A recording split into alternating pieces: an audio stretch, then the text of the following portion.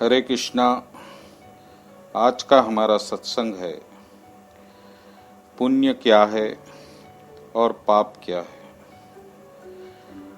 बहुत से पुण्य और पाप शास्त्रों में बताए गए और पाप के दंड, पाप के प्रायश्चित भी बताए गए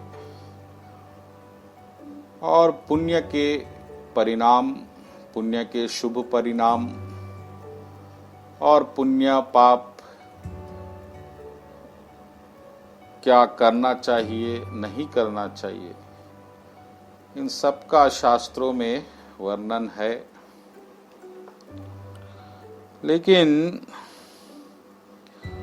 भगवान पाप और पुण्य के बारे में क्या कहते हैं, ये हम आज सत्संग करेंगे। आप अगर भगवत गीता में देखेंगे तो भगवान कृष्ण के दृष्टि में एक पाप है, एक पुण्य है। वो क्या है, अब आप ध्यान से सुनिए। पुण्य है स्मरण, पाप है विस्मरण। अगर आपको भगवान का स्मरण है, नित्य स्मरण है, अनन्य चिंतायन्तो यो माम स्मरति नित्यशः, तो फिर आप यूं समझिए कि आपने समस्त पुण्य कर लिए। भगवान के नजर में मानव जन्म लेने के बाद ये एक ही मानव का पुण्य है कि भगवान को नित्य स्मरण में रखना। और अगर आप ये एक पुण्य नहीं कर रहे हैं तो फिर आपको सारे पुण्य करने की आवश्यकता होगी। और पाप, इसके विपरीत विस्मरण, प्रभु को भूल जाना ही एकमात्र पाप भगवान समझते हैं।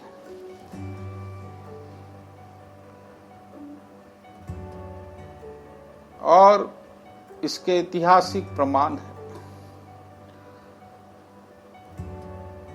वो हम बाद में चर्चा करेंगे। तो अभी पाप को देखिए।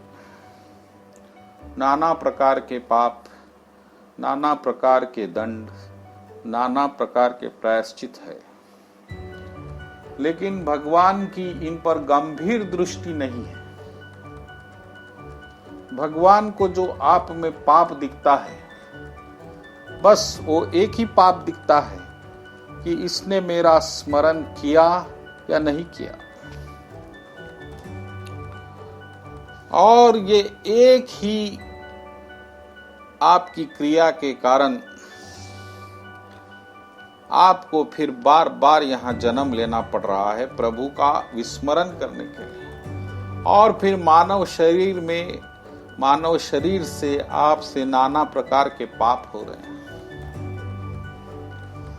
तो जब तक आपका जीवन है, अगर आपने प्रभु का स्मरण किया तो फिर आपको किसी और पुण्य के चक्र में जाने की आवश्यकता नहीं। आपने समस्त पुण्य कर लिए। आपको न तीर्थ यात्रा के पर जाने की आवश्यकता है, ना बड़े बड़े यज्ञ करने की आवश्यकता है, ना दान देने की आवश्यकता है। किसी प्रकार के पुण्य की आवश्यकता नहीं है। और अगर आपके शरीर से पाप हो गया है, लेकिन उस वक्त आपको प्रभु का स्मरण था, वो पाप ना चाहते हुए आपसे हो गया, तो फिर वो पाप भी आपके लिए दंडकारी नहीं होगा। कृष्ण भगवान का प्रत्यक्ष वाक्य है, अहम त्वम सर्व पापेभ्यो। मेरे स्मरण में किया हुआ कर्म, 5वें अध्याय के 10वें श्लोक में भी कह रहे हैं भगवान कि कमल के पत्ते के भांति पत्र के भांति वह पाप में लिम्पयित नहीं होता। आप कमल के पत्ते को देखिए, वो जल में ही रहता है, लेकिन जल की एक बूंद उस पर नहीं ठहरती। इसी तरह प्रभु के स्मरण में किया हुआ कर्म क्रिया करने से पाप आपको नहीं छू सकता। तो अभी आप संक्षेप में समझिए कि भगवान कृष्ण की भगवत गीता के अनुसार बस दो ही चीजें हैं, एक पाप है, एक पुण्य है। प्रभु का स्मरण पुण्य है और प्रभु का विस्मरण पाप है। अभी आप फिर इतिहास पे देखिए, वाल्मीकि जी को देख लीजिए। वाल्मीकि जी प्रवृत्ति से डाकू थे, अनन्य हत्याएं की, बेहिसाब हत्याएं की, और अगर उनका दंड नापा जाए तो हजारों जन्म में भी उनका दंड पूर्ण नहीं हो सकता। लेकिन उन्होंने उस प्रवृत्ति को छोड़कर भगवान का स्मरण किया, भगवान का नाम जपते हुए राम का स्मरण किया, और यह स्मरण मात्र से उनके सारे पाप मिट गए। उन्हें किसी पाप का दंड भगवान ने नहीं दिया। और यही हम सबके साथ भी हो सकता है। आप जीवन में एक बड़ी भूल कर रहे हैं, भगवान को भूल रहे हैं, भगवान के कृपा को भूल रहे हैं, भगवान के नाम को भूल रहे हैं।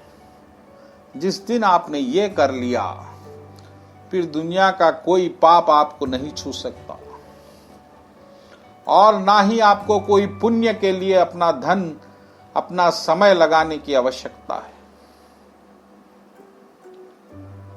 अभी देखिए, तुलसीदास जी भी रामायण में कह रहे हैं कि हनुमान जी क्या करते हैं, बस राम राम का नाम जपते हैं और प्रभु का स्मरण करते हैं, और भगवान ने उनको आज सबसे बड़ा देवता बना दिया। नारद जी, प्रहलाद महाराज, अच्छा ये तो बहुत ही परम भक्त लोग हैं। अभी आप असुरों की बात ले लीजिए, राक्षसों की बात ले लीजिए, राक्षसों की बात ले लीजिए। शिशुपाल जी ने जो भगवान को स्वयं अपशब्द कह रहे थे,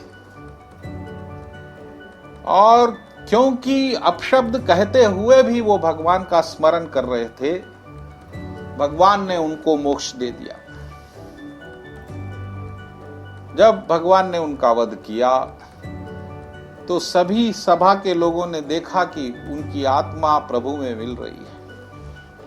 यही नहीं, रावण, कंस और जो रामायण के युद्ध में मारे गए सारे सैनिक और महाभारत के युद्ध में मारे गए सारे सैनिक, जो उस वक्त मात्र प्रभु को देखते हुए प्राण त्याग रहे थे, प्रभु के स्मरण में, बिना किसी साधन के, बिना किसी तपस्या के, बिना किसी पूजा के, उन्हें तुरंत प्रभु का धाम प्राप्त हो गया।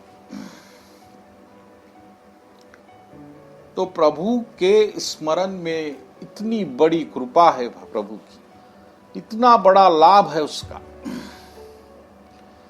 इसलिए भक्तगणों, हम सबको, जो अच्छे स्वभाव के लोग हैं, कुछ न कुछ पुण्य करने की बड़ी तत्परता होती है।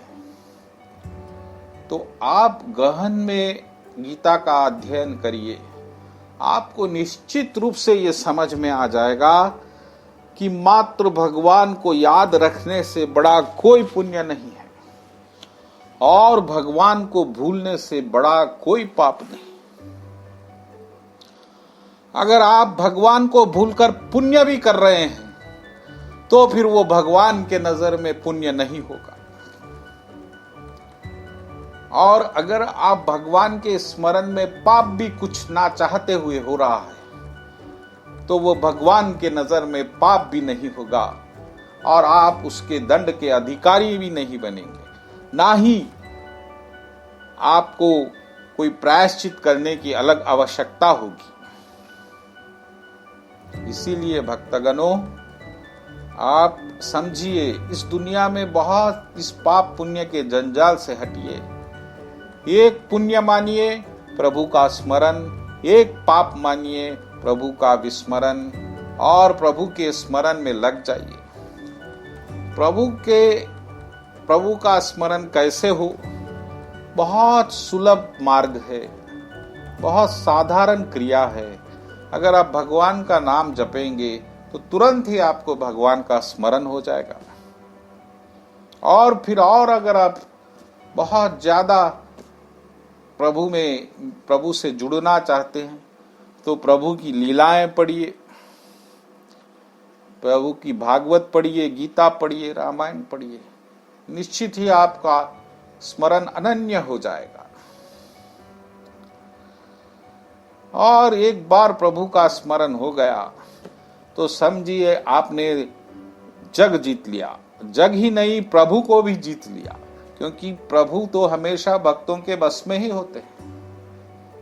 अहम भक्ता पराधीनो, मैं तो भक्तों के अधीन हूं, भागवत में प्रभु ने कहा।